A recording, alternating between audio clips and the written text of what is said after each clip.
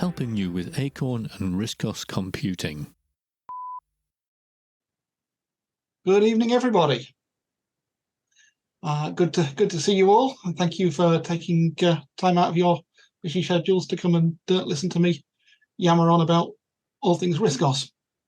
It's going to be a bit of a sort of chaotic talk tonight. There's quite a lot of things I want to cover, all sorts of different things. So if it seems a bit disjointed, apologies in advance. There will be mostly RComp tonight, because a lot of my talks recently have been RISC developments rated. But there will be bits of RISC developments thrown in as well.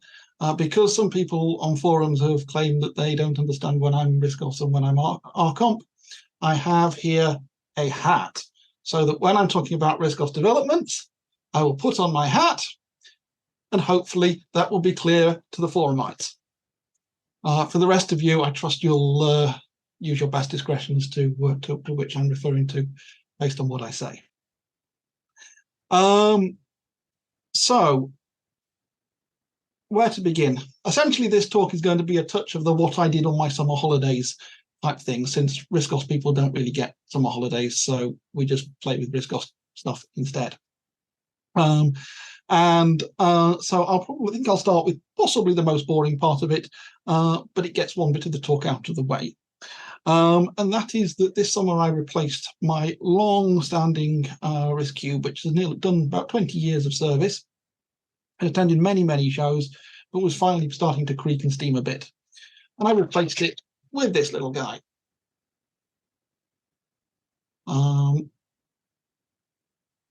I don't know how much is visible on the thing, but as you can see, he's pretty tiny. Now, this little beastie is about 10 times the level of performance that my older RISC Cube gave, probably more than that. It's an 8-core, 16-thread processor, 32 gig of RAM, I think 2.5 terabytes of solid-state storage, and cost just under, so I think about $750, thereabouts. It crunches video about twice the speed of my i7 gaming machine, and just kind of rams home how tiny computers have got and how good value for money you can now get in sort of more affordable small form factor machines. Obviously, the RISC side of it just runs rings round at the old machine. I can access features like high-speed Wi-Fi 6, 2.5 gig Ethernet, USB 4 for high-performance devices, and effectively Thunderbolt over USB-C. And multiple 4K video outs, etc. And all those features are available to my RISC desktop, as well as my Windows side as well. So that's been a bit of an upgrade, and obviously that will be coming to a few more shows. It's a lot easier to carry around to shows, so that's a big plus as far as I'm concerned. But it has just been staggering how much more performance you can now get in the small form factor, especially now that SSDs have shrunk down with NVMe storage drives being only a couple of inches in size. You can now fit multiple drives inside a tiny computer, which allows me to have my main drive and my backup drive, which I think is very important to my operation. So yeah, that's sort of taken quite a chunk out of the summer, getting everything transferred across and tested, and all the fun stuff that we do when we get a new computer. So yeah, I mean, we do a range of these mini computers, but I thought it was fun to mention it because of the fact that this is now my actual work machine day to day, 24/7. It runs, and it's cut my electric. But despite the massive performance gain, it's about half my computer electrical bill for running that computer. So, half the bill, 10 times the performance. That's a win as far as I'm concerned. And I'll stop on that. That's plenty. If you're interested, the phone numbers to talk to me, and that goes for anything you see tonight. Give me a call, on the usual RComp numbers, or drop me an email, and I will be more than happy to have a chat and discuss any of the stuff that you have seen. So, following that slightly boring bit, I'm going to show you a new computer.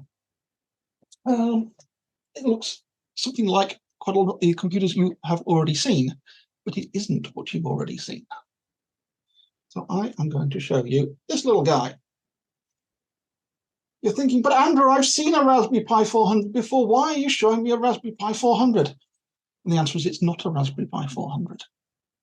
This is an Orange Pi 800. And what makes an Orange Pi 800 different to a Raspberry Pi 400, you ask me? Well, all the main deficiencies of a Raspberry Pi 400, apart from perhaps the small size, are sorted.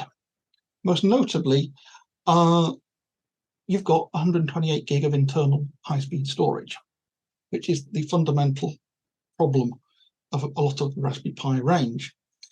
Essentially, what they've done is basically, because this is based on ROCC chip RK3399, as will be a lot of what I show tonight, they've been able to put in eMMC storage. And on ROCC chip, eMMC storage is high speed and modular and removable, usable on other machines, and storage capacities are flexible. So what we have here is, as I say, a 128 gig eMMC powered machine, good quality, nice travel on the keyboard, 4 gig of RAM, and on the back, useful usual set of outputs and inputs. There's a VGA connection on there, which if we have time, we ought to look into getting working. But basically, you've got your usual USB 2, USB 3 ports, HDMI, SD card slot, and so on, all the usual bits and pieces. But with the internal storage that makes it a far more sensible, practical computer by virtue of having, all the storage you need built into it. We'll be selling these for well, £199 all in or less, including VAT. It might be less depending on what deals we can get on the exchange rate at the time when the main stock comes through. Or if you buy your own Orange Pi 800, then we can sell you a software pack to turn it into a RISC machine. Essentially, what it benefits from is the fact that it's a member of the RK3399 family of products that we now do. That's the Pinebook Pro, the ROCC RAID. There's various ROCC Pro and ROCC Pi devices. Essentially, if you do a search on the internet, you'll see a whole raft of products using the RK3399 platform that are available. And so the RISC OS port has been adapted and adjusted to fit on all of these different devices. I think we have sort of 8 different target platforms at the moment for RK3399. And obviously, as we, whenever we do any updates to one ROM, it percolates through to all the other ROMs. So, the work towards Pinebook Pro benefits Orange Pi, benefits ROCC RAID, etc., etc. And it's sort of backed up by things like the ROCC Tools software that we've done, and various bits and bobs. So, yeah, new machine, affordable. And as I say, because you've got that built-in storage, it turns it into a much more practical desktop computer. The storage is probably twice as fast as what you'd get from an SD card. And considerably faster than what you would see from a USB type connection, because of all the inherent bottlenecks with the USB system. So, it's also got full F1 to F12 keys, which I think the Pi 400 is missing 1 or 2 keys or something, if I remember rightly. And as I say, the travel's nice. It just feels like a nice little machine. I mean, whether it's right for you is personal taste, but new computer, not seen before. I'm not going to fire it up now because basically it'll look like any of the other RK3399 desktops that I show. Basically, I didn't have enough PowerPoints and cables and everything else to get. I've got 3 or 4 machines set up on the desk as it is. So I thought we'd just do the sort of holding up and showing for the Orange Pi 800. So basically, I'm just awaiting the main stock. I got a notification in from China to say that I should expect the stock was supposed to be in this week, but it looks like it's going to be in on Monday for the main stock. So, or shall we say the first batch of stock. So yeah, that's one machine out of the way. I'm purposely going to sort of jump around between different things because people may be interested more or less in different stuff that we do, and sort of going on and on about machines for half an hour may bore people who are more interested in the software side. So on to software. Today we've released a new version of PhotoDesk, version 3.22. With big thanks to Richard Coleman, who did some work towards 3.22 for us. The headline feature in 3.22 is support for the QOI graphics format.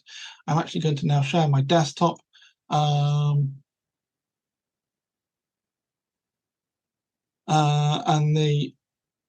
I'm sorry, I'm just looking at the chat, which is discussing the keyboard on the thing. The travel on the keys on the Orange Pi are considerably, or quite nice. The keys are basically full size, and the travel is good, certainly better than the average laptop. So I would say that the keyboard is pretty solid, to be perfectly honest with you. Certainly better than the Pi 400 keyboard. So onto PhotoDesk. I'm going to share the screen on my RK3399 machine.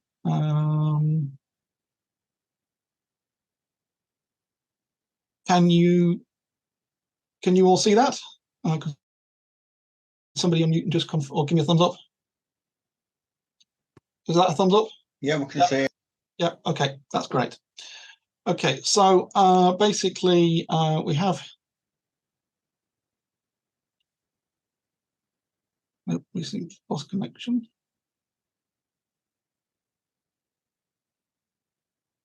I think I know why. Just hold on, it helps if you plug the cable in.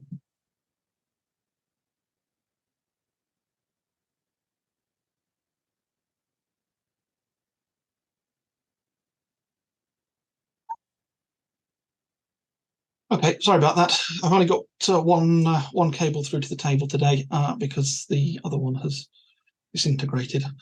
So forgive the sketchiness. So this should be new version 3.22. And here we have a QOI graphics file. And if I double click on that, the red that you see is the masking. So that's an alpha channel. And basically what it's done is to load this with full 32 BPP with an 8-bit mask into PhotoDesk, from where we can work on it. And then we can save in QOI format, or as one of the many file formats that PhotoDesk supports. QOI is an up-and-coming format that we've seen on the web. I think we're a fairly early adopter of QOI. It's basically got a lot of the advantages of PNG, but just a bit more flexible, I believe, and slightly better compression, but I may be wrong on that.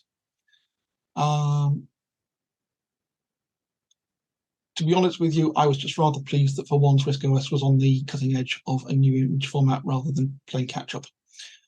So it is nice to be able to embrace QOI as a fairly early adopter and see new functionality added to PhotoDesk.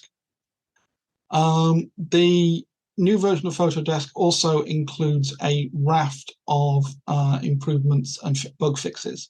So if we look at the release notes, it is quite a lengthy list.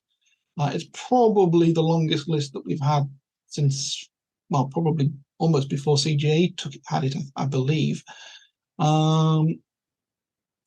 So there's lots of work to do with the size of images supported, how it shows image, the sizes, clipboard handling, bugs fixed in the choices window. It uses MIME map for file name, file extension handling. I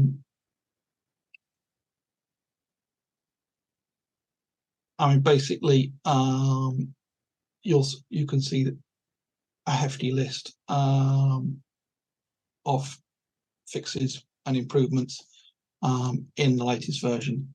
Obviously, that's free of charge to anybody who has picked up a copy of PhotoDesk since X80 took it over, and is available on Plingstore right now. If you haven't yet sort of got on the PhotoDesk train, essentially it's available. There's two prices. There's a full price, I think, which is about £42, I think, off the top of my head.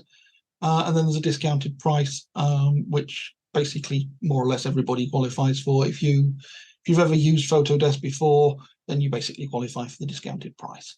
There's no checks or you don't have to send back discs or show us photographs of your old version or anything. It's just it's an honor system.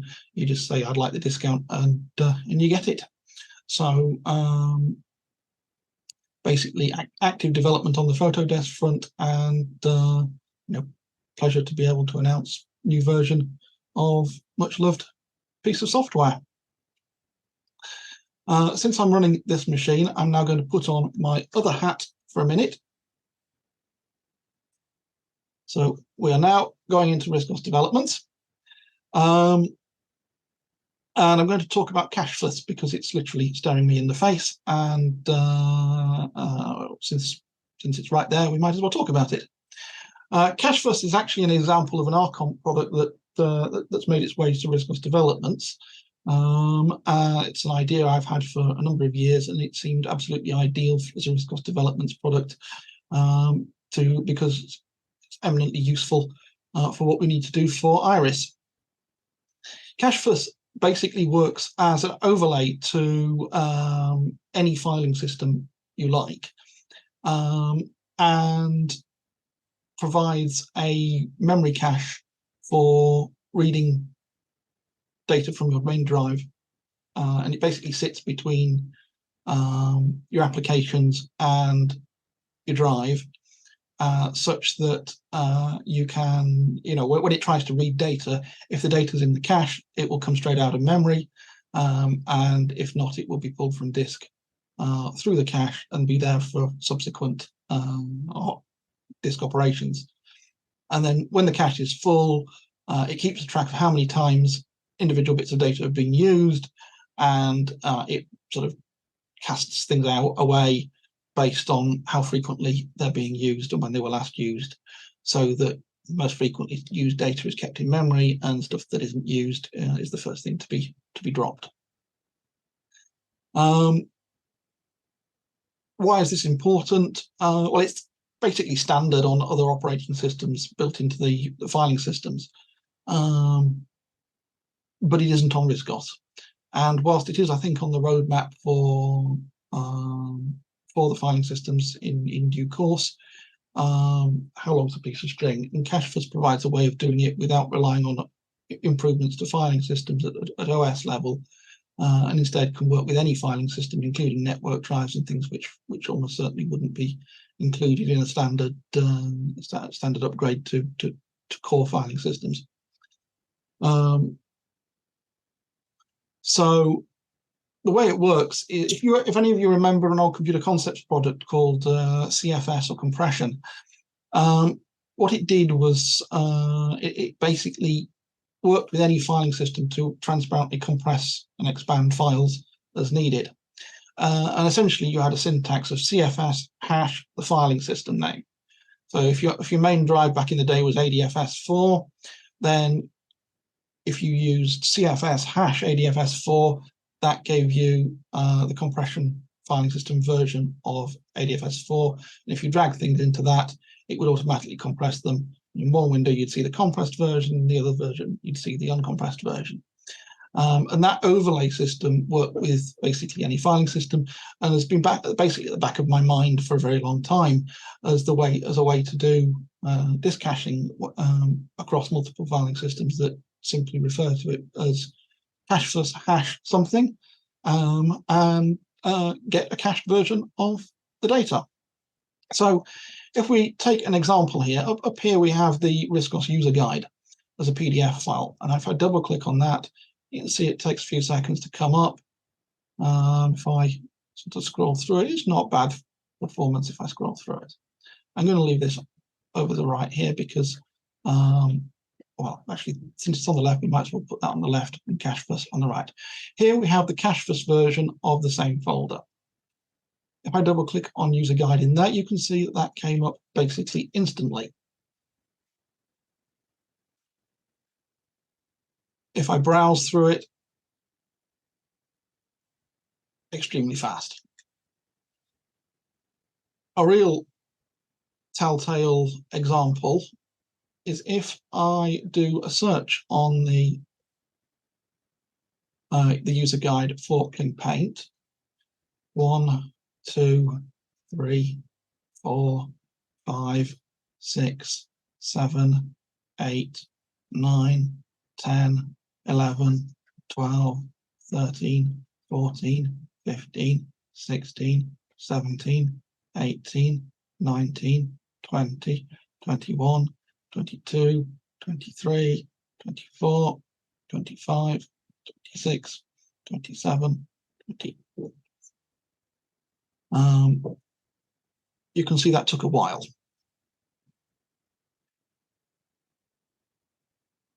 And this is off a mediumly fast disk. It takes a bit longer. To be honest with you, that was actually slightly slower than it was when I did a demonstration, or a test for my own benefit earlier. So I'm not quite sure why that was, but it was about 16 to 20 seconds earlier. But anyway, it doesn't matter. It takes a while, and that's off a reasonably fast disk. If we do the same test on the CashFS version, find Cling Paint. 1, 2, 3, 4, 5. I think that pretty much makes the point for me, doesn't it, really? Even off a reasonably fast disk, we're seeing, what, 4 times speed up?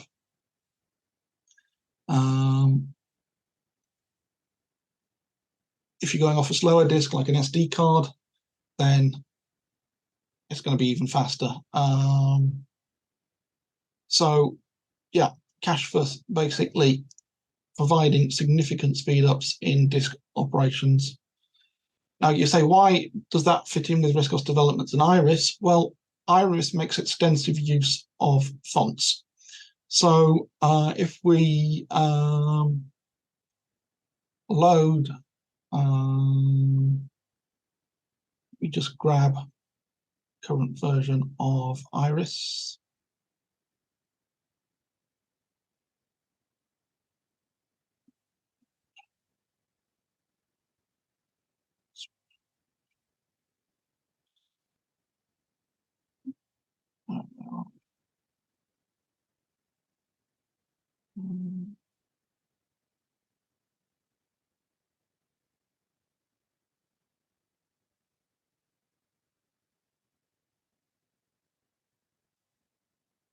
I'm not seeing what I'm expecting to see. I thought it should be May 2023.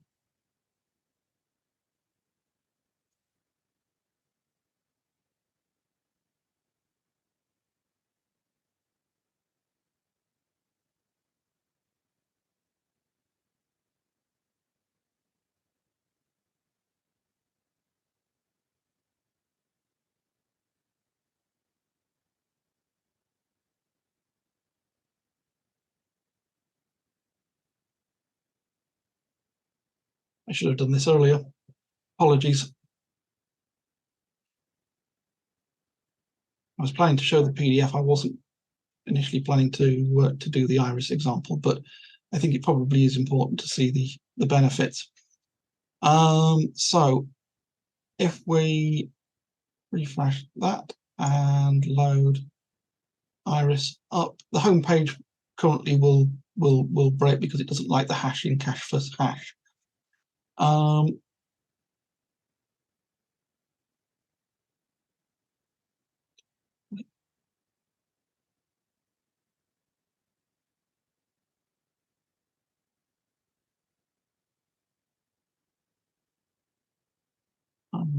what I'm going to do is just go to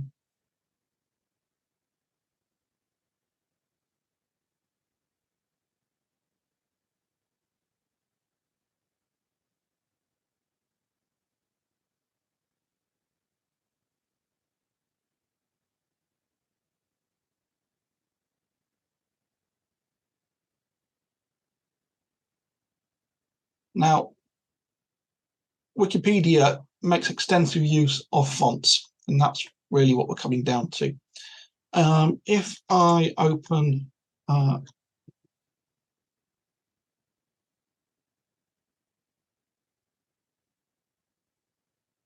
list of the files that we have in our cache, you'll see at the bottom of the list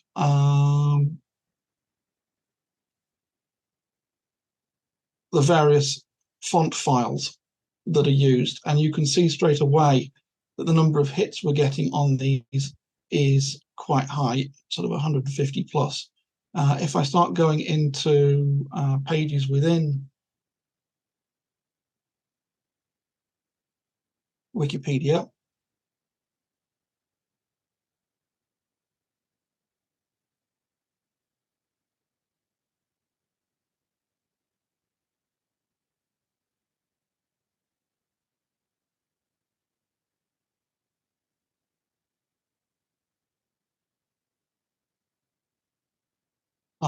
these numbers keep shooting up. So you can see on Freeson's Bowl, we're now at 867 hits.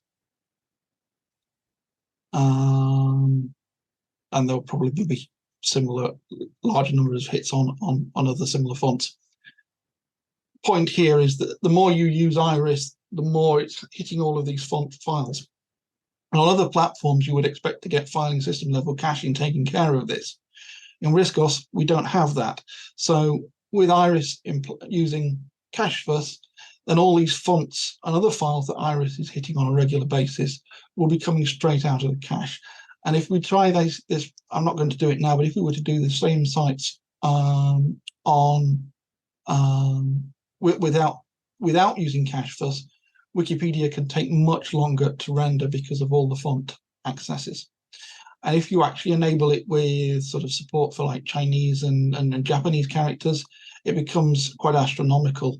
I put in, because of the number of glyphs in those fonts. So I put in a Japanese font for viewing Japanese websites, and time it took without CashFS to load Wikipedia shot up to almost a minute to render the page. It was quite ridiculous. With CashFS in place, that dropped down to about 10 seconds. So in other words, CashFS is making a huge difference to anything that's making regular use of files on your drive, and is available basically right now to anybody who wants it in beta form with Programmer's Guide notes. There's a version of PDF on here, which this is a version in PDF from Colin Granville, where he's actually implemented CashFS support straight into Pling PDF. The first version you saw was the Chris Granston version, which is the sort of unmodified version.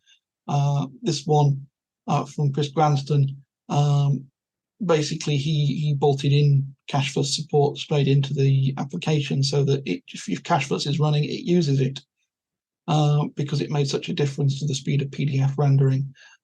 So hopefully we'll see other applications taking advantage of CashFS, especially given that it's free, and when properly released, it will have a friendly free distribution license associated with it, so that anybody can use it and take advantage of it.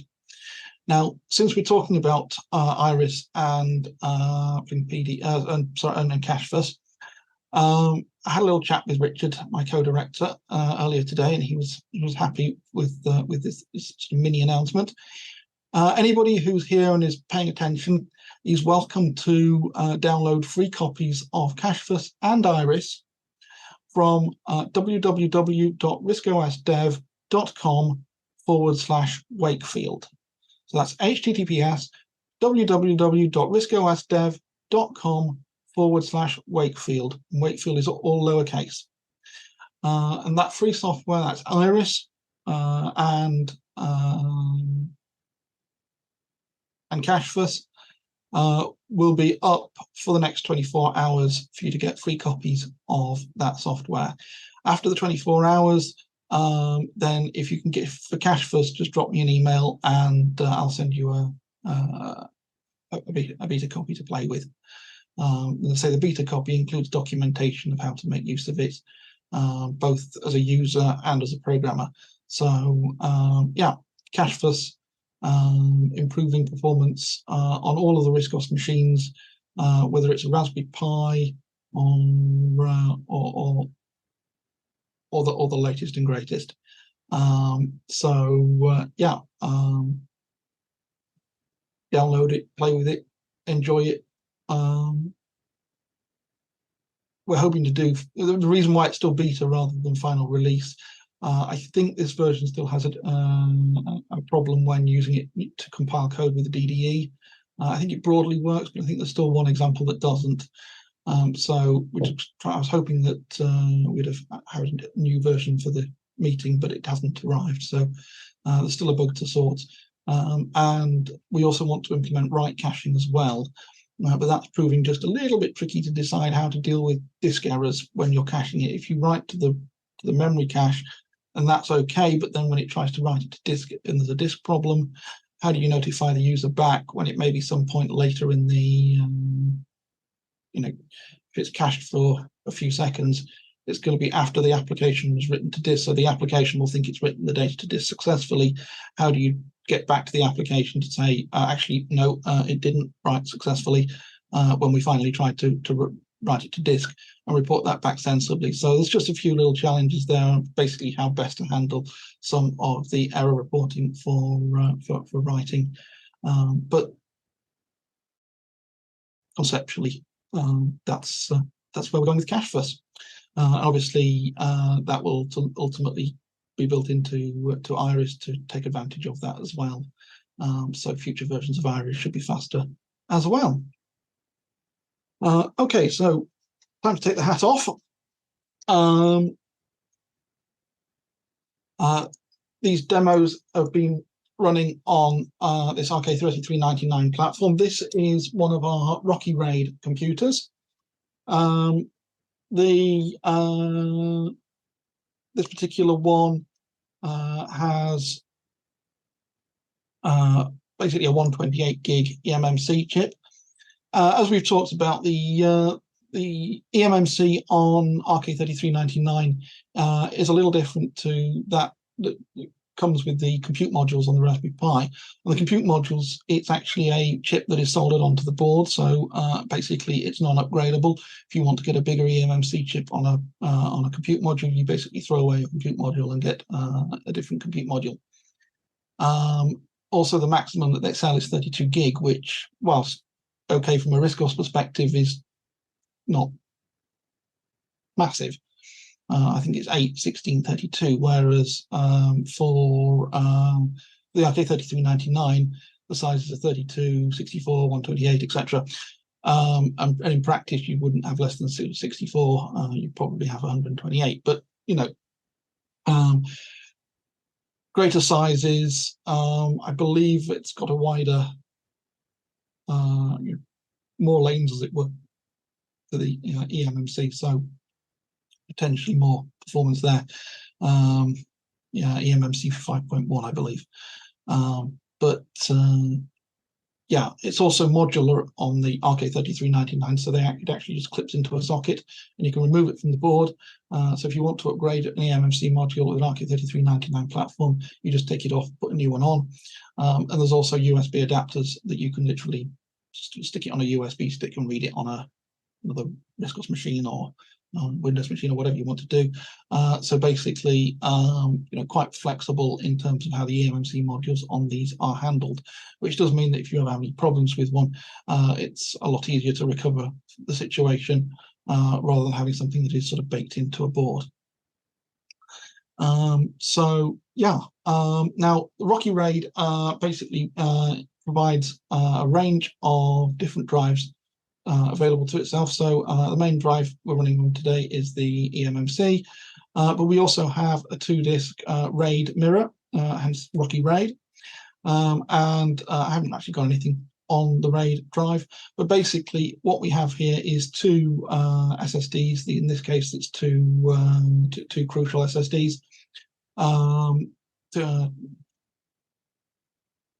This particular machine has been spec'd with a pair of 250s, and they're running in a RAID 1 mirror, so that basically anything that gets written to one drive gets written to the other as well. And the idea is that basically you've got your eMMC for sort of for boot up, and maybe as a sort of apps drive, and then you store your data on the mirror for security. So essentially, the benefits for NAS, coupled, in terms of reliability and data redundancy, disk redundancy, coupled with the benefits of a desktop computer, all in one small box. If we just get up. I will just stop sharing that for 1 second. Stop share. And I will bring over the another unit so that it can be seen. Despite having all these drives, the ROCC RAID is really quite small. You've got your gigabit Ethernet on the back, multiple USBs, USB 2 and 3, and video connections on the side.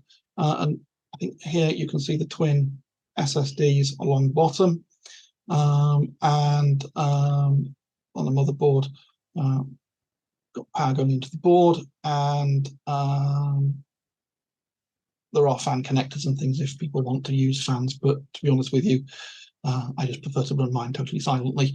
I don't see why I want to have extra. It gets slightly warm, but I'd rather have complete silence than even a little bit of fan noise. So what we tend to do is put the fan in there, but leave it turned off by default, because hey, silence is golden.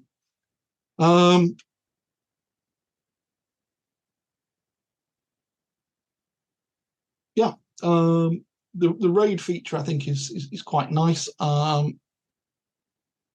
We all know that sort of devices like NASes are great for backup, and because of the multiple disks that they can house, so that you can have a 2-disk where you've got a pair of drives with one redundant and one main, or even more disks, and being able to bring that to a RISC-OS machine so that you're not sort of dependent on dumping things onto the NAS for security, that you've actually got it built into your computer, so that if one of your SSDs fails, then the machine just keeps on trucking. And basically, if you've got a disk failure, you'll get a red light on the side of the machine, so you know which one's failed. It's essentially a hardware feature. So nice little system. I mean, hopefully you don't have too many disk failures, but it is quite fun to be able to literally pull a drive out of the machine, and the machine just keeps on going. And then when you plug the new disk back in, it starts flashing its lights, and you can see it rebuilding onto the other machine. And when the flashing lights stop, it's done. And literally, you can do that live. I think at the Wakefield show, I actually did that during my talk. I literally pulled the drive out, and the machine kept on running, and you accessed the files on the disk, and it just kept on running. So essentially, the ROCC RAID is providing a level of extra security for your data, but built into the computer, so that you don't need to rely on network links and things to get that.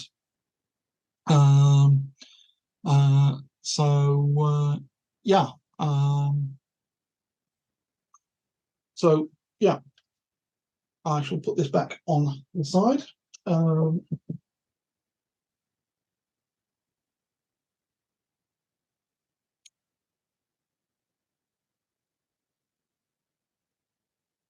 The ROCC RAID comes with the ROCC tool software, and various other bits and pieces that we've done for the machine. The usual sort of soft power off so that you can sort of shut the machine down, and it give you a nice friendly message and when you shut it down, then turn the power off, etc. And all the usual gubbings that we do to make the machines nice. And obviously that parks the RAID when you do that, so that everything's neatly and cleanly shut down when you're done. I think it nicely balances data security and modern machine with the RK3399 platform, which is offering the high performance. Essentially, the difference, people have asked me what the difference between RK3399 and Pi is. The big difference is that the USB 3 is baked into the RK3399 at a system level rather than relying on a external chip on the PCI Express bus, which is you get on a Raspberry Pi 4. Why does that matter, you ask? Well, for a start, it leaves the PCI Express bus open. So we are sort of working towards PCI Express storage, NVMe storage for the Pinebook Pro. At the moment, we are able to use the Pinebook Pro with NVMe for Linux, so that you can have sort of two operating systems side by side and internally in the machine or high-speed storage, so eMMC for RISC-OS, NVMe for Linux.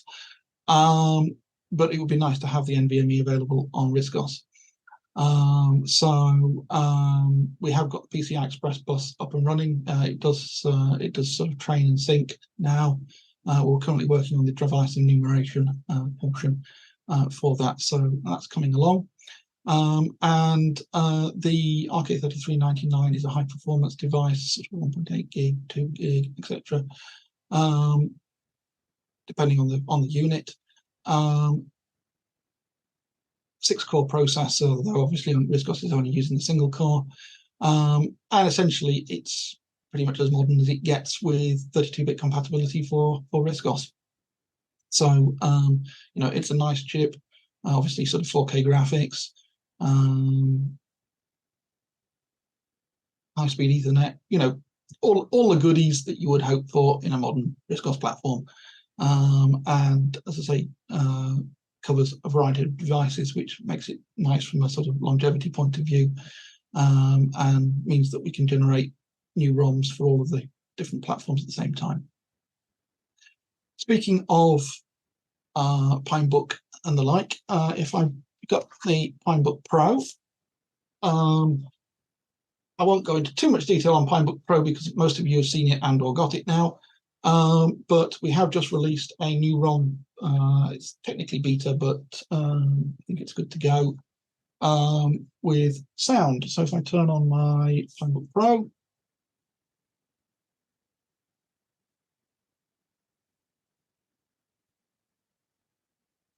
hopefully you all heard a beep then. And if I go to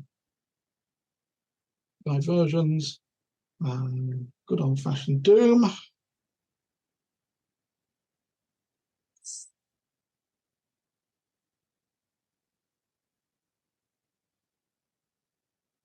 Hopefully you're now all getting sound of music coming through the system from Pinebook Pro.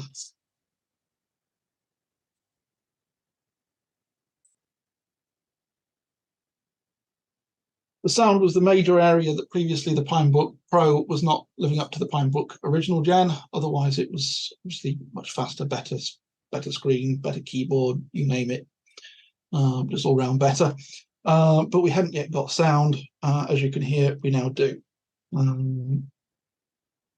So effectively, that means that all the core functionality is now complete on the Pinebook Pro, and the next goal has got to be on the Wi-Fi. We are continuing to work towards the Wi-Fi. I will be honest that progress is slow because simply there aren't enough programmers to go round. And so when people are doing work on, say, sound, they aren't working on Wi-Fi. So progress not as quick as we would have liked, but things are ticking along in the background. If I've got my other hat on,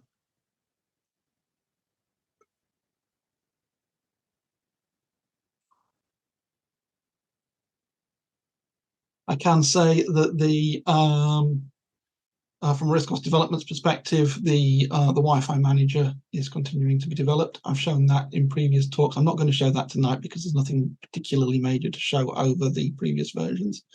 But the network manager is continuing to be developed. That provides the user interface for selecting Wi-Fi networks and basically manages the up and down of network connections, both for wired and wireless connections. The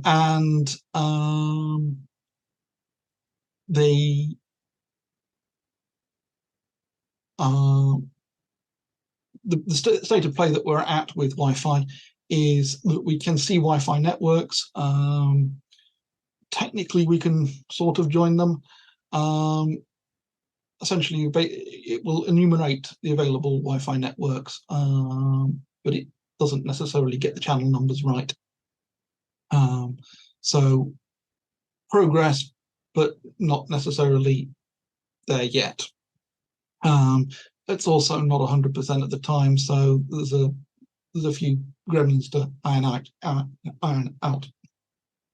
But having said that, the Wi-Fi, the actual card is up and running.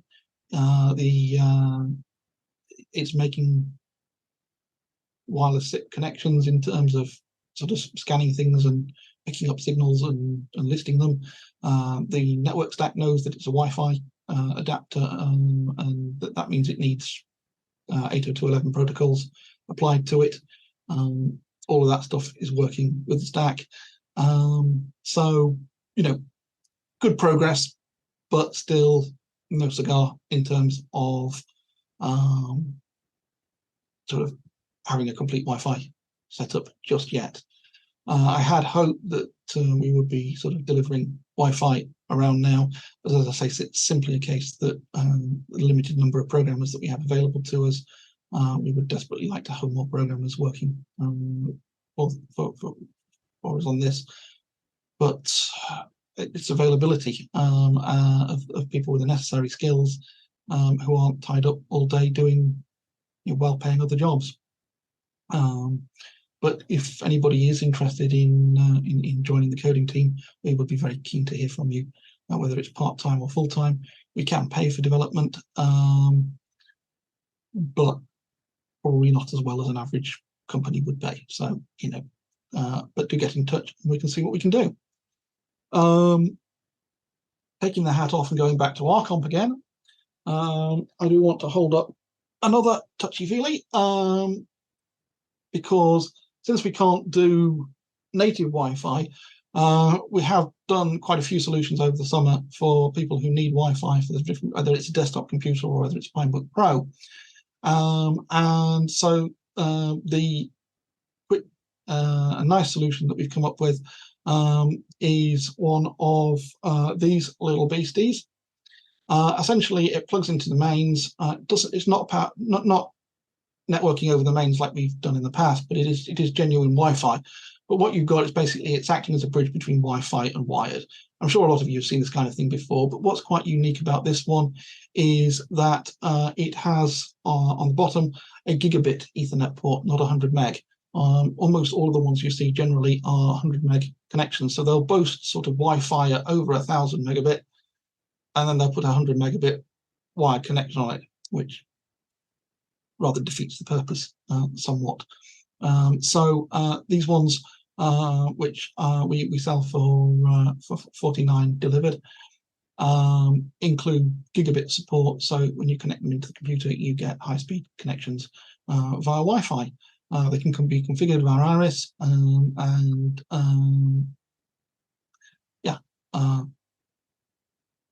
they solve the Wi-Fi problem with a sort of decent speed wireless AC at 1,000 megabit plus, as far as I know. Do they really deliver that? No, but that's what they claim. It's obviously a much faster level of performance than you would get through any other Wi-Fi solution, short of using a Wi-Fi mesh, which we also do. I now use a mesh around the house for room-to-room networking.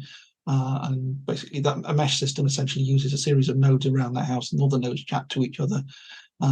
ideally with what we call a backhaul radio to deal with the traffic between the nodes, and then a separate radio to communicate with client devices. Although the cheaper meshes do away with the backhaul radio and just use one radio for everything, which is not as fast, but does bring the cost down. So there are a variety of options, and if you are interested in that kind of thing, please do get in touch. We do a range of them, from sort of quite affordable setups with sort of couple of nodes for sort of £50–60, although you can go for lots of nodes or full backhaul radio solutions, and you do pay quite a bit more for those. You can pay £300–400 for a full set of decent ones, but and more than that for the very latest stuff. I think we pay through the nose, but for something that's practically sensible for people. But the key there is that in the house, I've gone from a power line networking system that essentially, towards the end, it was really creaking, and I finally gave up on it when I transferred a video file to the NAS, and it said it was going to take a day to transmit it across the network. And I put it, when you get to the point where it's quicker to put it on a USB stick and walk upstairs and plug it into another machine, copy it off, then there's something wrong with your network. So that caused me to replace the room-to-room system with the mesh, and I get well, if gigabit gives me roughly sort of 100 to 110 megabytes a second, I'm seeing about 80 to 90 on my mesh system, which is orders of magnitude faster than what I was getting with the power line stuff. So in the end, that's not to say power line can't do a great job. It can, but not like that. So yeah, I mean, basically, it's the convenience of wireless around the house, whilst still giving me nodes that I can plug wired cables into for RISC machines and other hardwired devices. So the solution I went for with the mesh has a 2.5 gig Ethernet port on each in each node. So that's good for connecting to the NAS and to the little computer that I showed you earlier, that my new desktop can run at 2.5 gig, and then I think 3 or 4 1 gig connections for other machines. So you've got the advantages of local wired networking coupled with room-to-room wireless networking. So yeah, it's a range of products there for solving Wi-Fi solutions. But the key thing is that there are solutions, and this sort of assumption that you can't do wireless things relating to RISC, you can't do native wireless things, but there are solutions that mean that RISC OS can play quite happily within a wireless infrastructure if you buy the right bits of kit, and they don't need to cost the earth. So yeah, Wi-Fi stuff. Now then, what do we fancy now? Another bit to hold up. I told you it was going to be a bit sort of jumping all over the place, but that's how things are at the moment. So what I have here with its side off is a Fortisimo machine. Andrew, I think you need to hold that a bit more towards your chest. It disappears off the side. That's better. Okay, sorry, is that better?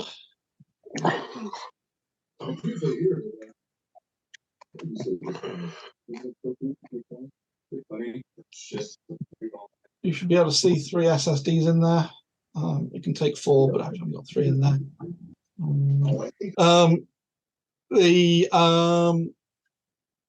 So Fortisimo, the top of the line of the Forte 42 Fortisimo series. For those unfamiliar, Fortisimo is a musical term like Forte, but simply means louder, stronger, bigger, more volume, essentially. And that's essentially what you get with Fortisimo. Where the Forte 2 allowed for 1 SSD, Fortisimo allows for 4 SSDs. It's a nicer chassis. It has an OLED display on the top, which we can put information about the computer out on, show even one demo where you can play bat and ball games with the OLED screen and what have you. Essentially,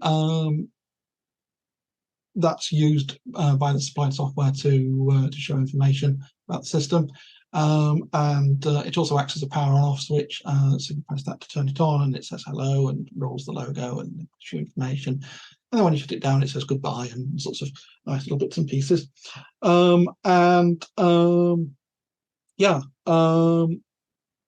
So basically, what that's doing is giving you more. It means that you can have dedicated SSDs for RISC-OS and Linux, for example,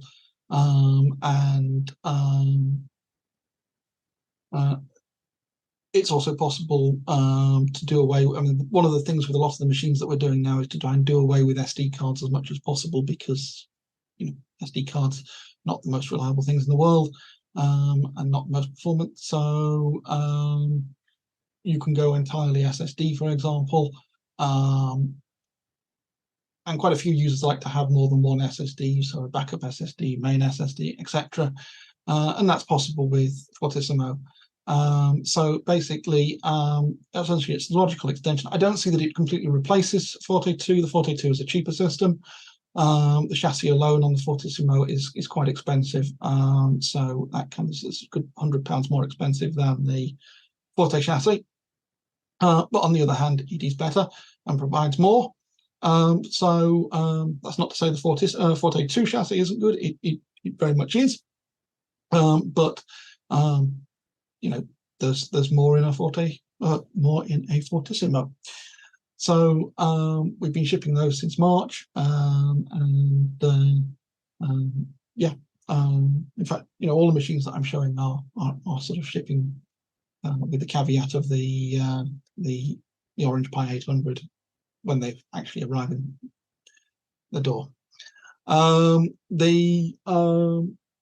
not going to show that running because you've seen a Forte2 before, and the actual experience is very, very similar, except for the sort of OLED features, which are quite hard to demonstrate when the computer's sat on the opposite side of the room. It's a nice machine. It's quick, why would you choose Fortisimo or ROCC RAID? Both good machines.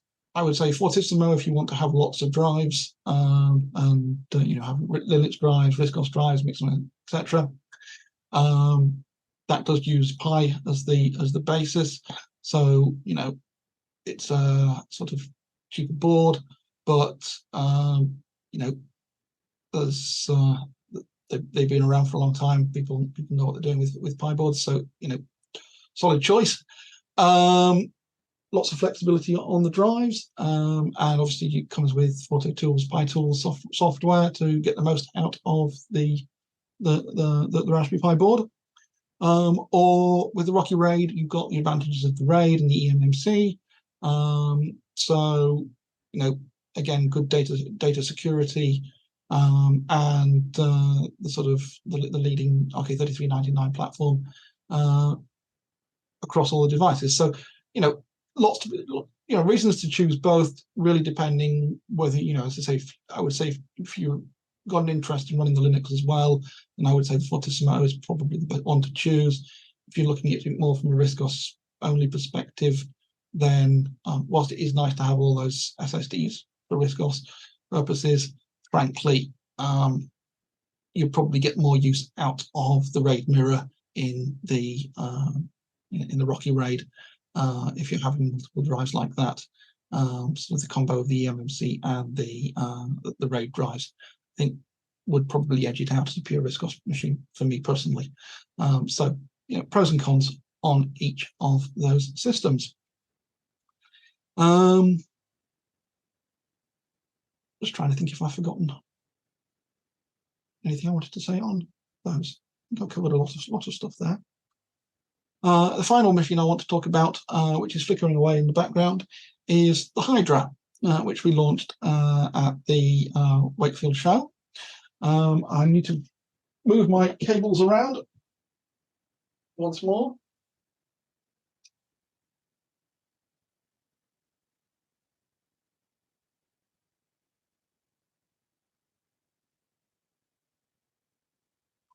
I will hold that up once we've done the actual live demonstration. I will need to unplug it to shut it down to hold it up, though. This is one that I built today because I just sold my previous demo machine. So this one had to be built up at fairly short notice. So it isn't quite as complete as the one I was showing at the Wakefield show, where I actually had Uniprint running on it, so that you could actually do print to a wide range of printers direct from the RISC-OS side. I haven't set that up because I simply didn't have time today to get that done. So if I open the connection to the Hydra, we are in, and then if I tell it to share, where are we? Share screen, Hydra, share. Hopefully you are seeing a Hydra desktop. Can I see a thumbs up? Yep, super. Thanks, Ruth.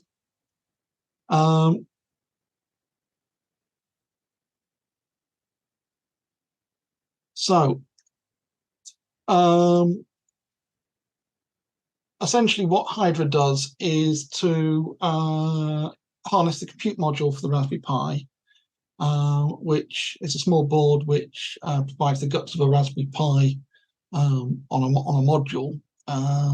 So you basically got RAM, eMMC up to 32 gig, and the Pi processor, and possibly Wi-Fi on a little card, sort of smaller than a credit card, and basically allows 6 of those to be installed into one computer.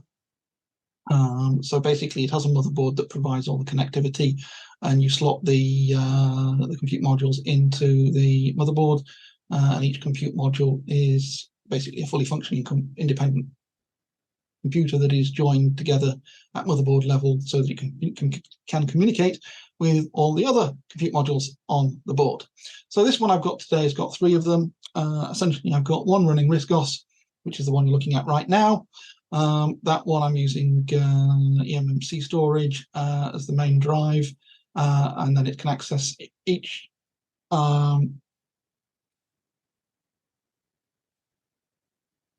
compute module has access to an NVMe storage drive, so that essentially on the underside of the board you've got 6 NVMe slots, which you can populate with NVMe drives.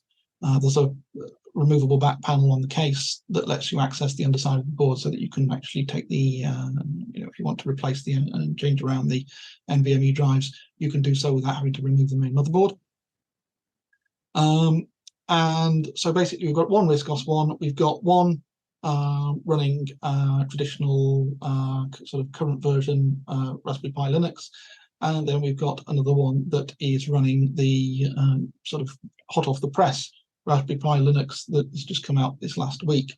I have not yet sort of got to grips with it, so I thought the best way to test it and play with it was to have it on a separate module, and that way I can mess around with it without having to having it impact the rest of the system. So essentially we've got two Linux compute modules and one RISC-OS one. And other things you could do with compute modules, you could run a Wi-Fi to wired adapter, sort of network gateway, for example, so that you could turn one into a Wi-Fi link up, so that your compute module could act as a gateway to a Wi-Fi system, and allow the RISC-OS and Linux machines to all access Wi-Fi connection. I mentioned Uniprint in passing. Although that's a Windows application and this is an ARM-based machine, you can actually run Windows applications on Linux via something called Wine, and Uniprint works quite happily on that and can be used on, you can use Wine on a Raspberry Pi, and therefore you could run Uniprint on a Raspberry Pi. So you can essentially have Uniprint running on one of the compute modules and RISC-OS running on another compute module, because they're both in the same machine and can talk to each other. then RISC OS can print via Uniprint to any printer that Linux can see and communicate with. So, for example, Linux automatically saw and configured my Brother laser printer, and I didn't, I didn't even have to tell it to look for it. It was just there. It was done. And when I installed Uniprint on it, it immediately allowed me to print to the Brother printer. And RISC OS saw the Uniprint, and I hit print on RISC OS, and out it came on the Brother laser printer. Now, that happens to be a RISC OS compatible printer, so I could have printed directly to it had I wanted to. But the point is that Uniprint doesn't care what printer it is. If it can see it and work with it, Uniprint can print to it. So it's possible to use a Hydra system in the way that you would, say, a RISC Cube with Uniprint, which is pretty cool. And we can also because the machines are all running simultaneously rather than being sort of either or, then you can also run Linux applications within your RISC OS desktop. So, for example, if I open this window, you can see that this is LibreOffice.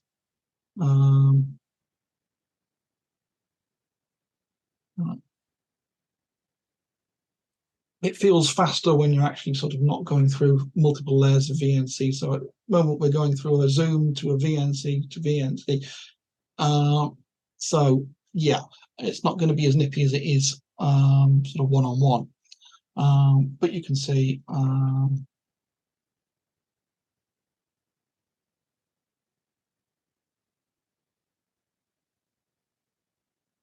probably not as responsive as I would like over all these levels of conversion, but when you're actually doing it live, it's basically like operating the application more or less natively. Certainly, perfectly usable for general usage. The table in, something big of that, etc. Then when we save that, we can say export it as, say, a PDF. I haven't tried this before, so I don't use LibreOffice very much, so please excuse me. I will just put the file name of test PDF, and we will save that into the NVMe shared storage, which is available here. And there's our test PDF accessed through RISC OS on the Hydra. So basically, this means we can work on documents and things. If you've got somebody sent you an Excel spreadsheet or an Access database or you name it, you can just plop it from your RISC OS email into the Linux system, access it, use it from your RISC OS desktop, work on the document, save the results back. I believe there's a level of cut and paste as well. Do I dare try that? I don't know.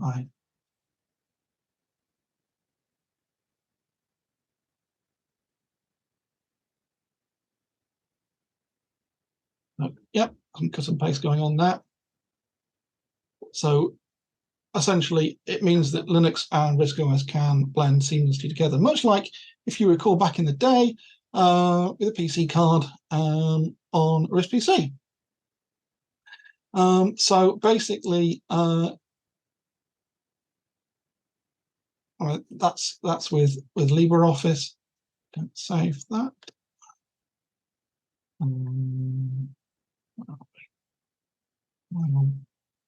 Exit LibreOffice.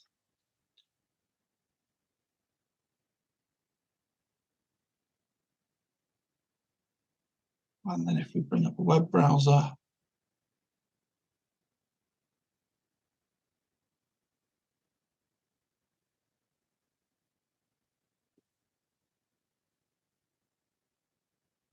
we can have a full Chrome browser running in a window on our RISC OS desktop. And again, we should be able to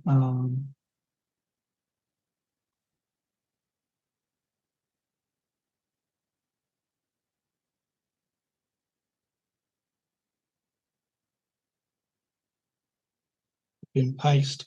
Let's see. Backwards and forwards between platforms, so that we can use the browser, again, not quite native, but jolly close.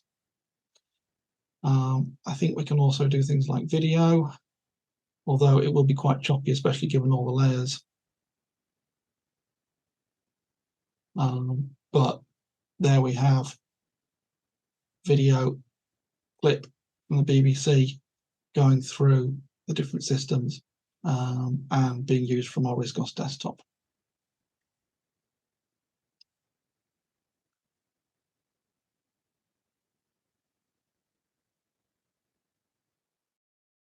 As I say, we can have multiple processors, up to 6 different systems doing different things.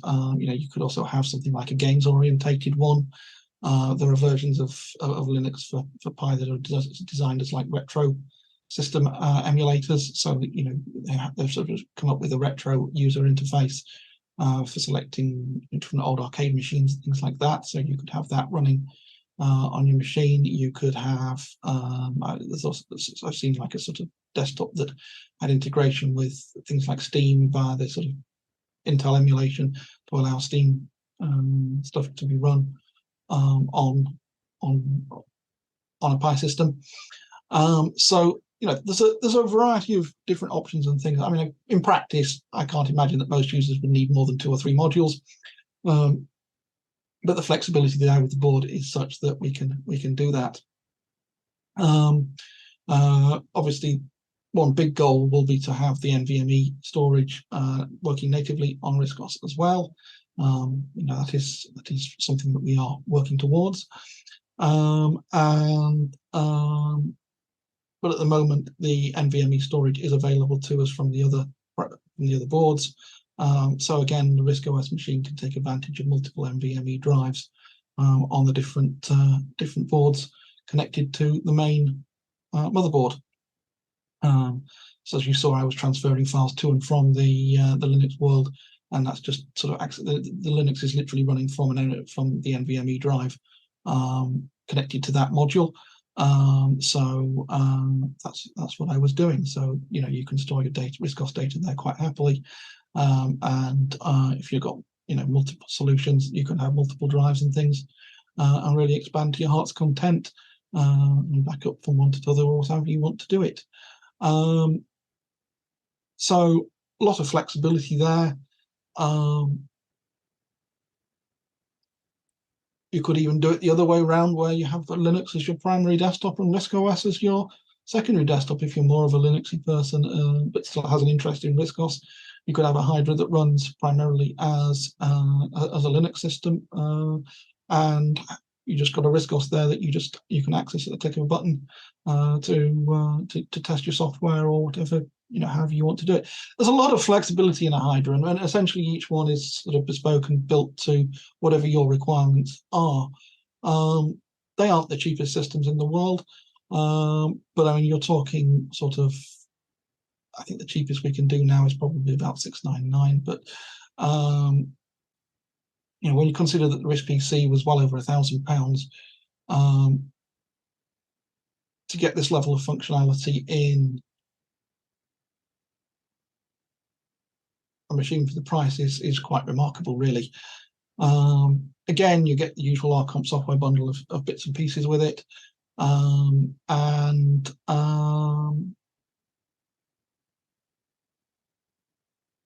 yeah, as I say, this particular one we're running eMMC plus NVMe, so again, no SD cards in sight, and yeah, again, who's this machine for? Well, quite clearly, it's a more technical machine aimed at sort of enthusiasts and those who have an interest. Primarily, I would say, if you like the idea of having Linux and RISC-OS available to you at the same time, so that you can take advantage of applications on both platforms, then it's a perfect solution. If you like the idea of sort of multiprocessing, modern system, drawing on the iconic technologies present in an old RISC PC. It's quite clearly a sort of modern RISC PC type device with the ability to have the multiple different processors and operating systems running. So yeah, I mean, if that's the kind of thing that excites you, then Hydra is absolutely for you. So essentially what we have is different machines for different people. You know, down at the bottom, if you're just after a cheap machine, then we have things like the Forte, 42, and the Orange Pi 800. For a sort of mid-tier machine, you've got things like the ROCC RAID and the Fortisimo. And then at the higher end, you've got machines like the Hydra. And of course, that's sort of all ignoring the RISC cubes that we do, which again fit into that slot where you need a machine that can integrate with both the Windows and the RISC-OS worlds. Perhaps you're required to run software for work, but you also want to run your RISC-OS applications like I do. Then you might feel that the RISC cube is the way to go. So machines for all cloth, as it were.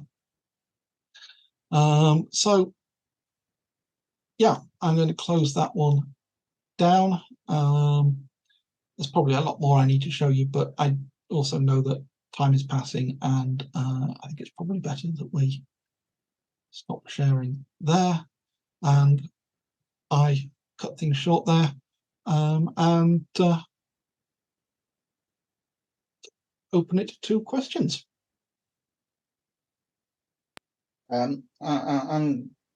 Andrew, have you seen all the chat questions? I haven't seen all the chat sessions. I saw the early chat sessions. Then I realised if I was going to try and read both, I would probably end up doing neither well. So I can see that people are struggling with the downloads. So let me just.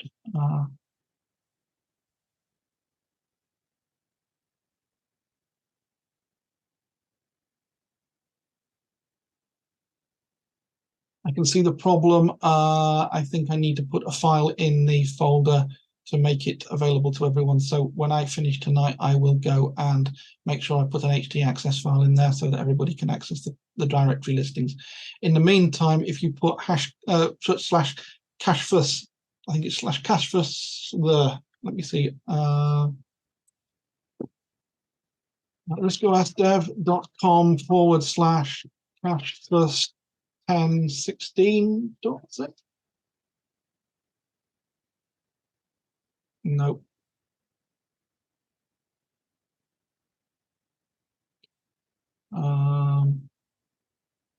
Certainly the iris is at riscosdev. Oh, sorry.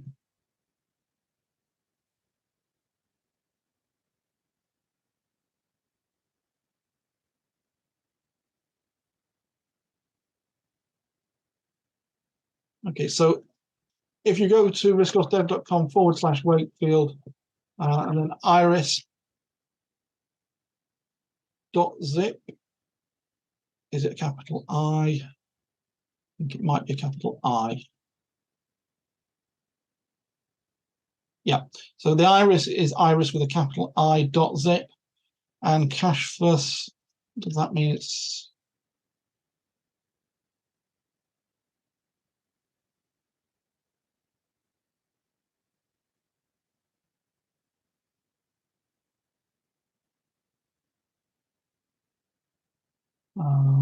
bear with me, public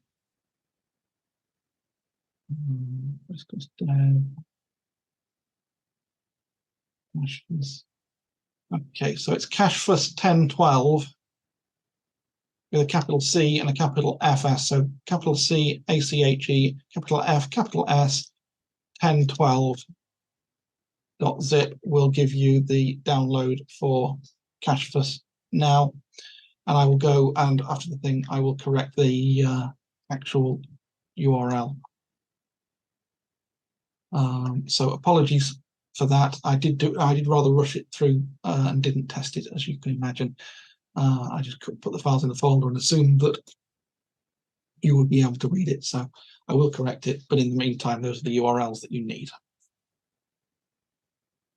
I'll put the thing in chat. riscosdev.com/wait. field / iris.zip.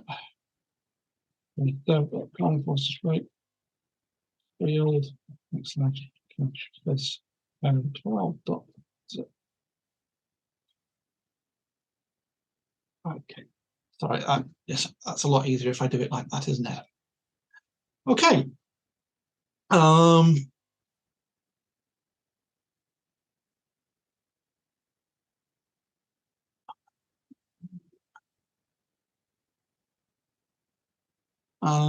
There was a question about from Vince asking, could the machine running Linux serve as an alternative to a real NAS? Was that the Fortisimo, Vince, or the ROCC RAID?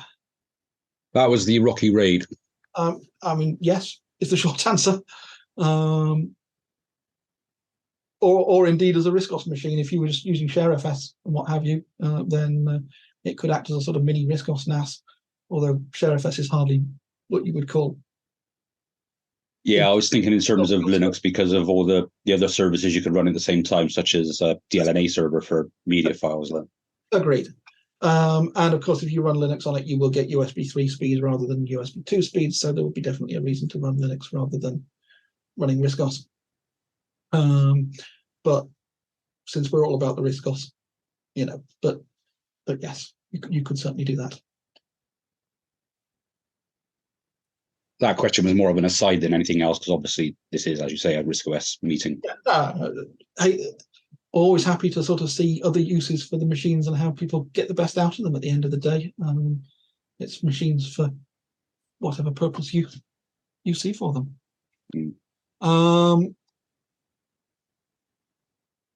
Has anybody else asked anything in chat that I need to that they would like to ask? Yeah. Well, rather Andrew. than, yeah, I've got a quick question about CashFS.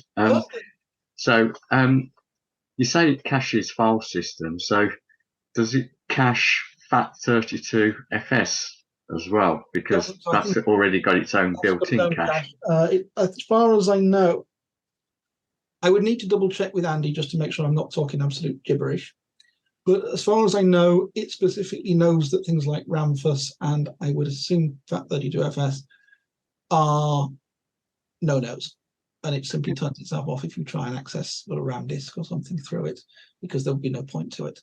FAT32, I assume it does, but I can't say that I can actually sort of say, oh, yes, I've tested that. But I'm pretty certain that Andy excluded that as well. I think there was one other thing, file system he came across that he disabled for CashFS. So basically, if things like PipeFS, for example, it won't try and cache PipeFS.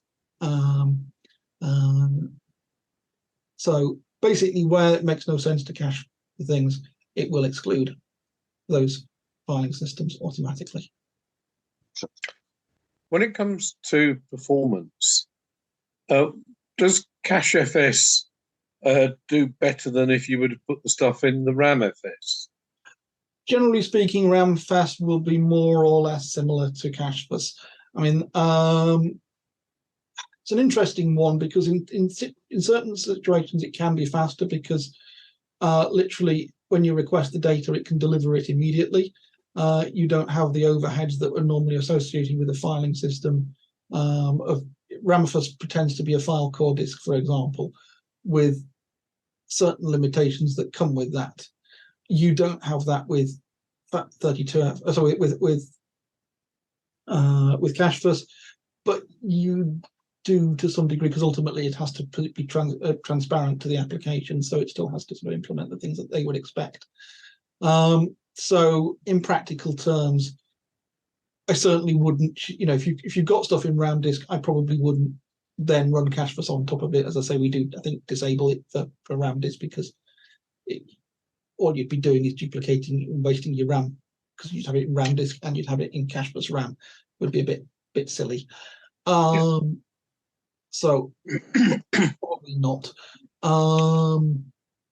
But it certainly does benefit what should otherwise be fast filing systems like SSDs and things.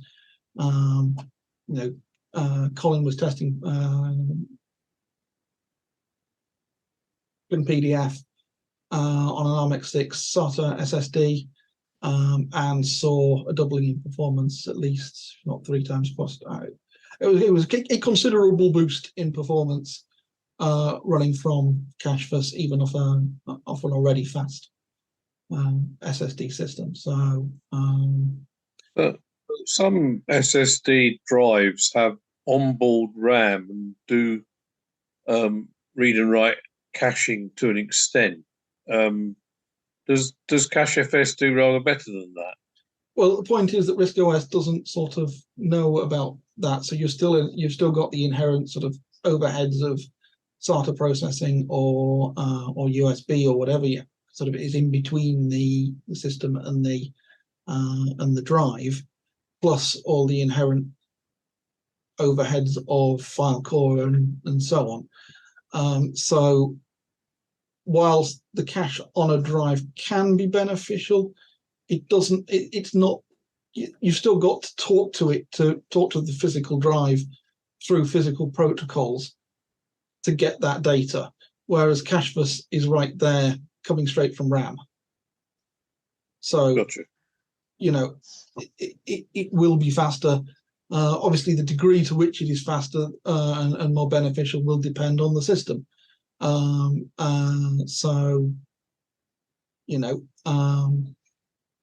This was devised originally because we were concerned about iris performance on SSD. On SD card Raspberry Pis. But what we're seeing is that it benefits pretty much every machine to a lesser or greater degree. And it will ultimately depend what you're doing as to how beneficial CashFS is.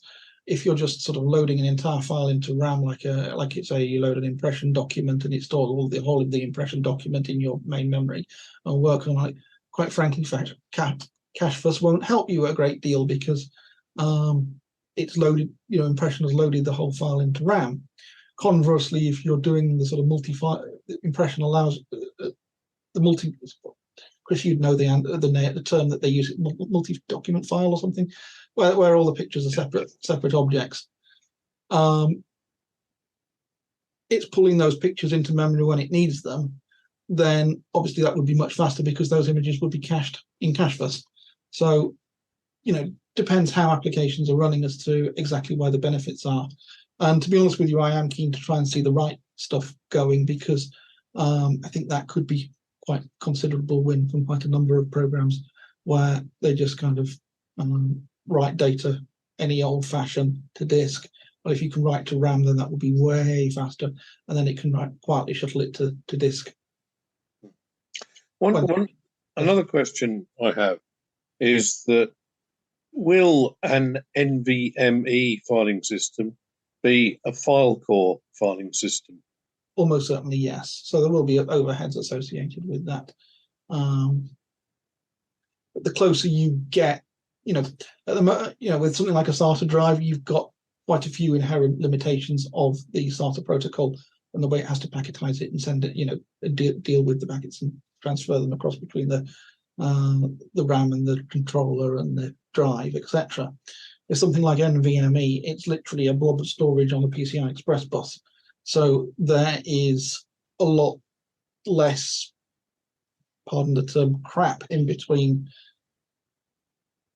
request data, get data, return data. It's almost like reading it from RAM, not quite, but it's as a lot closer, shall we say. You've got to get to sort of Intel's, what did they call it? Oh, I forget the name. Intel had some tech that they use for sort of more for the server market that bridges even closer to being like RAM for flash storage. But NVMe provides at a consumer level the closest that you're going to get to having storage right there. I would expect NVMe to be the sort of top tier that we get when we finally get there. Thanks very much, Andrew. That's excellent. Okay. I probably ought to put the RISC developments hat back on for the CashFS questions. Sorry, people who thought I was being misleading by not putting the hat on. Iris progress. I didn't talk about Iris. Iris is currently undergoing maintenance. We are trying to get it up. The intention was to try and release in this last quarter of the year as a general release. We're not going to be able to do that, but that was the goal. The main thing we wanted to do before release was sync up with the mainline WebKit code. So over the summer, Lee has been working on trying to sort of migrate the WebKit from the sort of 18-month-old version that we were running, the current versions, to state-of-the-art version. Sorry, the hat's irritating me. It's not been plain sailing, is the short answer. They've removed a few of the compile options that we relied on for easy RISC compiling in the previous build, so it's taking a bit longer. He's making progress, but it's just everything takes longer than you want it to. Yeah, there hasn't been a lot of new progress on the Iris front over the summer, but hopefully that will, come together soon, TM, and then we'll be able to sort of look to getting that properly shipped. Because I am getting a bit embarrassed that we are in a situation where the browser is almost there but not quite, and it's still the case. I mean, people are sort of testing. You by all means download the version that I've mentioned tonight, and you'll see it does remarkably well, but there are still sites it doesn't work with, and problem sites and things more than we'd like. So it is still very beta. But on the other hand, as everyone points out, it's so much better than anything else that we've got that it's not doing us any favors in terms of new users not having it hidden behind effectively a paywall. Although frankly, if people want copies, as I say, free copy to people who attend tonight, anyone who comes to shows, etc., we are quite happy to give free copies away to people if they want them, if they don't feel they can support. I mean, realistically, the cost is designed so that more are based around supporting RISC developments and allowing us to pay the programmers. And if people don't want to support us but still want to get Iris, then talk to us. We are human beings. We can understand if you're just sort of dipping your toe in RISC and you aren't sure that you want to pay money for stuff. That's cool, and we'll see what we can do. Never hurts to ask, should we say? Yeah. Andrew, sorry, last development question. Sorry. Landman 98. Is there any news on developments on that? Because not really. Being killed off pretty soon. There's lots of effort going on. It's likely that any updates to it's likely that any SMB3 protocol support will be probably a separate module to Landman 98 or Landman for, I would imagine, that it would sort of probably integrate with Omni. So I don't see it as necessarily a development of Landman 98, where we have the source codes available to Landman 98, but most of the programmers have felt that Landman 98 isn't the easiest bit of code to work with. Yeah, I think we're more likely to see a new module than anything else. There's the code from Chris Granston's got an SMB view or something. I'm not sure, that might not be the right name, but Chris Granston's done a sort of rough and ready program for accessing SMB3. So you can actually access an SMB3 drive. It's just that it's not a sort of full filing system and therefore not as elegant as, say, Landman is. And there's also talk there was somebody on the rule forums, I forget his name, who was doing work towards adapting some Apple code for SMB3 for use with RISC, and that looked very promising, but I'm not quite sure what's happened to that. Yeah, Andrew McCarthy's just said Jake Hamby. Yeah, I mean, if anybody wants to reach out to Jake Hamby, anything RISC developments can do to help him. I've kind of taken a hands-off view because there seem to be a few people who got kind of antsy in the forums when I took my RISC-OS development hat on and offered help to people, financial, hardware, etc., to help them with projects. Like somehow that was like trying to steal projects or something. I don't know. But basically, if RISC-OS developments can do anything to help you with software or hardware or anything, money, whatever you need to help make your RISC-OS projects happen, we're happy to help. Whether that's assisting with what Rule are doing with the bounties, or whether it's want to work directly with Rod, don't care, just want to help. I get rather irritated and annoyed by, probably I shouldn't let it get to me, but these people who seem to think that somehow Rod has got some weird agenda or something. Rod is only interested in helping to make stuff happen for free on RISC-OS. That's a mission statement. That's what we're set up to do. That's what Richard and I spend all our time talking about stuff. What we want to do is make RISC-OS better by any means that we can. Helping whoever needs help, publishing anything that people want published, making source code available, you name it, whatever we can do to help, that's what we want to do, because ultimately we love RISC-OS, you love RISC-OS, we want RISC-OS to thrive. That's all RISC-OS development is about. As I say, it is frustrating when people seem to think that that's, I don't know. So maybe getting the iris browser out properly, that's good. As I say, we really want that to happen as soon as possible, so that just so that mission goal can be out there and completed alongside all of our other bits and pieces. So yeah. Can I take the hat off, or does anybody have any other RISC-OS development-y type questions? I think this is just a general computing one, Andrew. You were talking about you've got a number of ROCC chip designs, yeah, and also you're working on Wi-Fi. Yeah. Will Wi-Fi probably come out first on ROCC chip boards, or is it across all boards? I'll hold the RISC-OS developments cap, because it's a bit of both. Yeah. The short answer is no, Right. Because we want to help everybody. There we go. Right. Yeah, I just wondered if that's where you'd started development, and hence that will probably be the first one out of the box. Let me be crystal clear. RISC-OS development is well aware that a lot of people use all manner of RISC-OS devices, so particularly Raspberry Pi, etc. So anything that we do, we want to release in a way that is going to benefit everybody. Okay, yeah.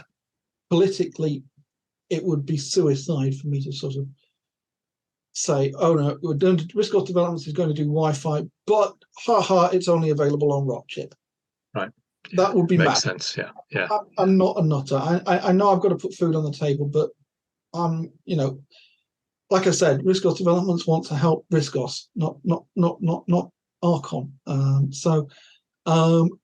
We will see solutions where possible for everything. Now, let's be honest, there is a pressing need for Pinebook, because it's Pinebook, it's there, it's built in, it really needs it. But the way we're developing the Wi-Fi is actually a completely agnostic approach. So we are not developing it for Pinebook. What we're actually doing is developing it for USB. And you say, well, why on earth are you doing that? Well, for a start, it was what was available when we started the project. And secondly, USB is a known quantity. It might not be fantastic on RISC-OS, but we know it works. And there are lots of USB devices supported under RISC-OS for a long time. So what we've done is to start with a USB Wi-Fi adapter that plugs into a USB port and gives you Wi-Fi. That will work on literally anything with a USB port. And that's our target platform, not ROCC chip, not Raspberry Pi, not anything, that. Why? All the others rely on SDIO for their thing. Now, we have got SDIO support in RISC-OS now, but it hasn't been hammer tested like the USB system has. it's not a known quantity completely. It's something that's been developed and, to the best of the programmer's ability, tested. But when you're building something as sort of multi-layered as Wi-Fi, the last thing you want to do is build it on a base that is got a question mark on it. Because when you have problems, is the problem that your SDIO is faulty, or is it that your Wi-Fi is faulty, or is it your network stack? Who knows? So what you do is you want to build it on something as most as possible is a known entity.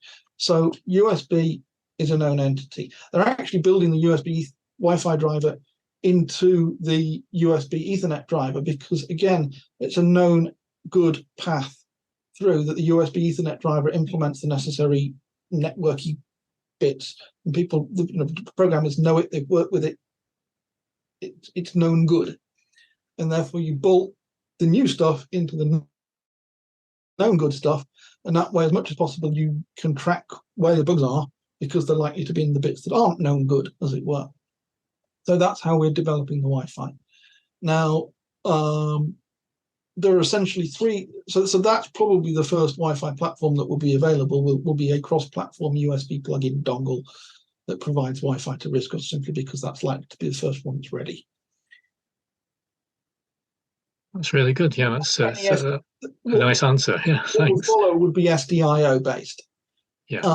And then that will likely be ROCC and Pi. Now, as I say, being totally transparent and honest, the programmer who does a lot of the work on that is the same person who does a lot of the work on the ROCC. Can't help that. As I said, we've only got a limited number of programmers. So it may well be that ROCC will be the sort of test platform for the SDIO. I don't know.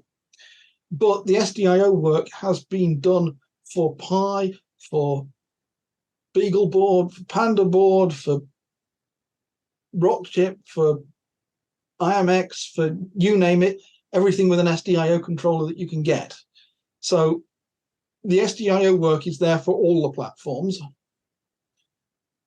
And then once the driver technology, effectively once you've got all of the Wi-Fi bits talking to each other, actually porting the driver bits, as long as a driver exists for OpenBSD, it's a fairly straightforward process of adapting that into the architecture. So I would hope at that point we would deliver Pi and ROCC either at the same time or very close together. Certainly don't want to see a delay between one or other, because, like I said, that would be daft, and it would be unfair to all the Pi users. So we are a disparate community, and when RISC Developments does stuff, RISC Developments wants to do it for everything. I mean, that's why CashFS is a RISC Developments product. It benefits Iris, but it benefits all the users, particularly Raspberry Pi users. As I say, it was my idea. It's something I wanted to do for some time. By all rights, in terms of paying the bills and putting food on the table, it should be an Archon product, but it does more good as a RISC Developments product, as a free product, as a RISC Developments thing. So that's why it's a RISC Developments thing and not an Archon thing. So, we want to do the best we can for people, bottom line. So, yeah. Yeah, but thanks very much, Andrew. Yeah. Yeah. Super. Andrew, hello. I'm new here, but I have a long time Dutch RISC user. First time being here. Andrew knows me, I think. Just a little bit. Just a question, Andrew, and I know you don't want to provide an answer, but an ETA, well, not an ETA, that's not fair, but the Wi-Fi stuff, can you just say how far through you are? So is it 50%, 30%, halfway through, quarter done? What are you? Was that the Wi-Fi, did you say, Keith? Yeah, the Wi-Fi, and then, of course, the USB part. Yeah. Well, as I say, it's at the point where the stack knows it's Wi-Fi. So it determines that the driver is a Wi-Fi driver and therefore exposes all the 802.11 functionality to the driver. The driver can bring up the hardware, initialize the Wi-Fi device, turn on the aerials. It can then scan the Wi-Fi signals. It can establish that there are, or mostly it can establish that there are Wi-Fi signals available, and it can attempt to connect to them. So that's a good amount of the way through. It isn't, I don't think, making a proper connection and fully running a TCP/IP connection over that yet. So there is still work to go there. But I would say that if I had to put a pin in it, I would probably put it at about 60%, maybe 60, 70%. A lot of the sort of difficult work of trying to get the driver and the stack talking to each other and recognizing things and actually making the hardware bring up, etc., that's all done. The fact, you can actually see the Wi-Fi signals, that's a lot of the hard work is there trying to actually make the hardware talk to you. And that's all done. As I say, my recollection is that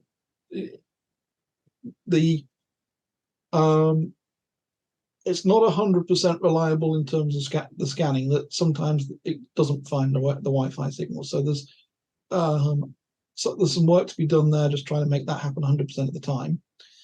And then there's the question of, as I said, I'm not sure if you've got multiple Wi-Fi signals, I'm not sure that they're necessarily reported on the correct channels. So there's a bug there to be resolved. And then there's the sort of sorting out finally what's needed to actually get the thing actually live. And then once you've got that, you need the Wi-Fi manager to actually provide the user interface to all of this. So, it's coming along. The user interface, you've seen me demonstrate that. Andy continues to work on that when he's got time. And I will be honest that there has been a lot of work going into the general ROCC chip port that has taken time off from the general Wi-Fi work, simply because, as I've said, you've got the same programmers trying to do all of the different projects. There's not enough people to go, we need more programmers. But that's life. So yeah, it's coming along steadily, but I don't want to commit to a time frame for delivering it, because all I'll do is get your hopes up and then dash them. And because all it takes is if the programmer comes down ill, for example. We do have other programmers who are working on this. It's not just one programmer. There are several programmers, but the problem is different programmers know different bits of code better or worse than the other programmers. So, if the guy who's doing a lot of the sort of core work there goes down with COVID, then, we can be out for sort of 3-4 weeks, where, yes, the other programmers can pick up the slack a little bit, but they don't have the specialist knowledge that when you're working on a piece of code yourself and working with a piece of hardware yourself, you get a familiarity with that perhaps somebody who's sort of working on the other side of the other end of it doesn't necessarily have. So just sort of dropping it onto the other programmer, yes, you can move things forwards a little bit, but you really want the main guy back on the bit that he's working on, so that programmers can sort of specialize on the bits that they are intimately familiar with. Ultimately. Thanks. This, although of course you don't commit to a certain ETA, but you still give me an idea where the project is. Thanks a lot. Yeah, I mean, I would prefer it to have been further along by now, but at the end of the day, I can't have, we can't have everything. It would be very nice if we could sort of divide the work more across more programmers and have broader team of things working on it. But we have to work with what we've got, as it were, rather than I've seen Richard Asprey's got to go. Bye, Richard. So yeah. Oh, yeah. Should have had the hat on. Can we agree to pass on the hat for now? I think it's done its job. So yeah. So Wi-Fi when it's ready, as I say. So that's probably how it's going to go.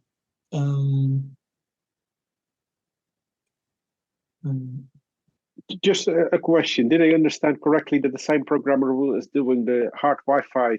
So basically the hardware stuff is also doing the front end, or is that not the same person?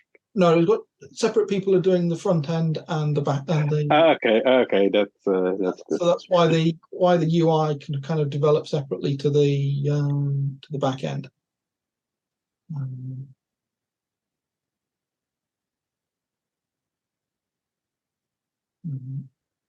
But again, it's how much time people can allocate depending on what's going on in real life.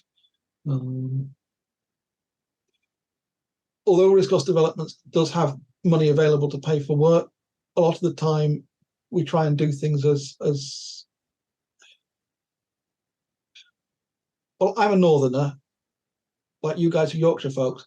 We're brought up a certain way. You do a job as cost effectively as you can, and if that means that programmers have to do other things around, but you get a better deal, then sometimes we'll take that as an option rather than necessarily having to sort of pay a programmer through the nose, because we're not really able to do sort of £50,000 a year plus development costs with the money we have. I mean, it'd be nice if we could, but I don't think that would be sensible use of the funds that we've raised for RISC-OS developments to do that.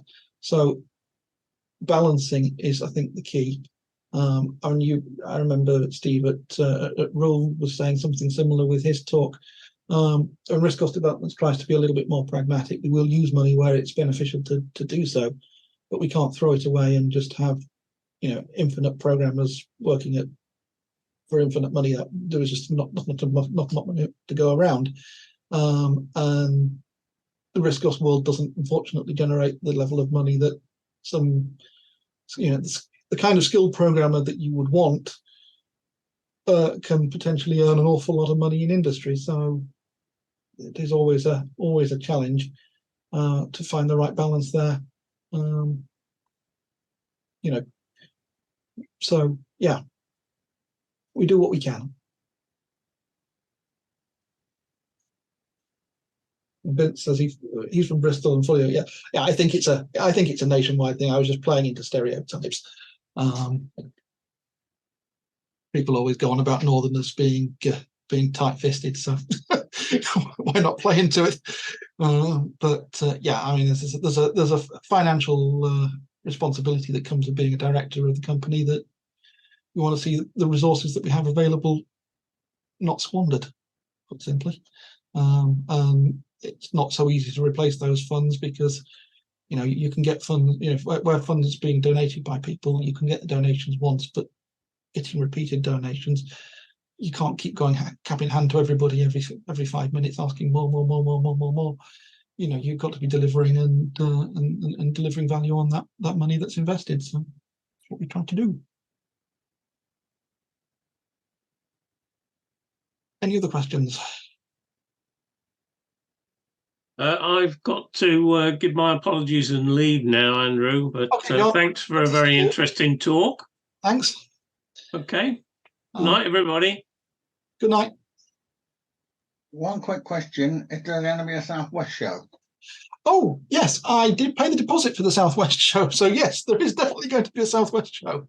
Yeah, I just paid the deposit last week. So, yeah, I think it's the last Saturday in February. There will be at the usual place in Bristol. So pencil in your dates for a Southwest show next year. We're getting the mug Xmas market as well on the 9th of December. Yep, we've signed up for that one. Yeah, so we've got 13 people supporting us, so thank you very much, including Andrew. And great news on the Southwest show as well, Andrew. And thanks. I'm slightly worried that the Christmas market being on the M5 corridor may hamper the Southwest slightly, but hopefully people will make the trip down. The people who are on the M5 corridor will make the trip down to Bristol, as well as the pre-Christmas. Well, you know, Mug members travel everywhere, so. I know, but you're a great bunch, and you know how much I appreciate everything you guys do. So thank you. But it's a one-off anyway this year until London next year. So I don't know what the plans are, but and London, we've found a site at London. We've actually found a site that's affordable, and it looks as though I think Brian paid the deposit this week, so we are going ahead. And it's outside of the ULEZ zone? Unfortunately, not. No, it's within the ULE zone. I know. Well, I've got a car that doesn't matter. It's still it's an hour and a half through London for me, but it's in Harrow, so it's just off. It's not far off the M25 or whatever, but it is in London rather than on the outside. Okay. I'll be honest. For those of us who have to stay for health reasons, that's 4 or 5 days in the ULEZ zone. Not looking forward to that, I'll be honest. But at the end of the day, what you can find, you can find, I suppose. Well, I mean, there are other possibilities than staying in hotels. I don't know, but I live just outside the zone. Yes. Yeah, maybe we stay out. I don't know what. Yes, we shall see. I think that's probably an appropriate moment to stop the recording. It doesn't stop the chat.